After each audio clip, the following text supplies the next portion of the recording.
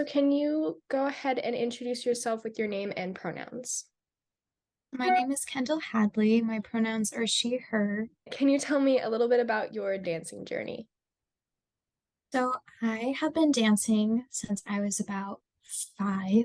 I'm 17, so I'm a senior at Fidalgo Dance Works, and this is my last year, and I'm hoping to major in dance in college. What is a challenge that you've experienced in dance, and what advice would you give others struggling with the same issue? I think in dance, I've really struggled with body acceptance, not just in the way my body looks, but also in the way it performs for me and in the way that I dance.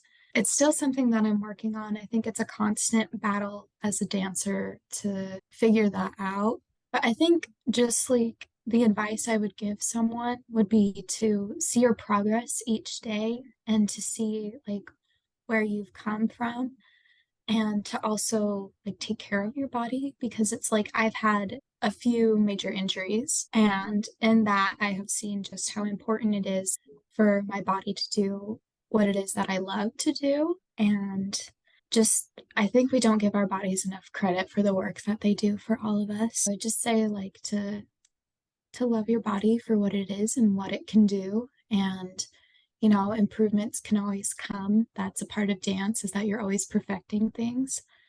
But just to be able to accept your body for what it does do.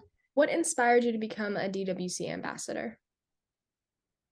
So when I got my first pair of point shoes, Dancewear Center came. So that's kind of how I got introduced to the Dancewear Center. But I always like kept updates. I stayed with the blog, and I think like in the past couple years I've just realized like how big it is to have a dance community and how big it is to have like people who support your creativity and who go through similar struggles as you do, because there's things dancers experience that are different from all artists and athletes because it's a combination of both, so it's a different experience. So I think I just wanted to be a bigger part of that because there's a lot that I've learned, and if I can share that, I'd want to. And also, I feel like there's a lot more I can learn. What are you looking forward to most about becoming a DWC ambassador? That's hard.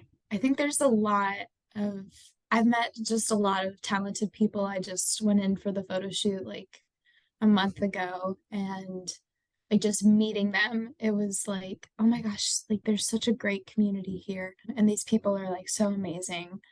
But also, I think just expanding my knowledge of like the dance community in general and just some issues and topics that we deal with are going to be some of the most exciting things. And of course, I'm excited to open my PR package and see what I got. And also, like, my video just came out on Instagram, and it was really exciting to see that as well. What change would you like to see made in the dance world, and what steps can be taken to move towards that change? That's a really good question. I think as dancers, there's this constant, like, one of the things I love about dance is you can always be better at it. It's not something that it's like, well, you've reached the top level, there's nowhere else to go, because there's always more you can learn about it. But in doing that, I think some dancers have wanted to be so perfect that it isn't enjoyable anymore. I went to a couple summer intensives, and to see what certain girls were able to do that I couldn't do.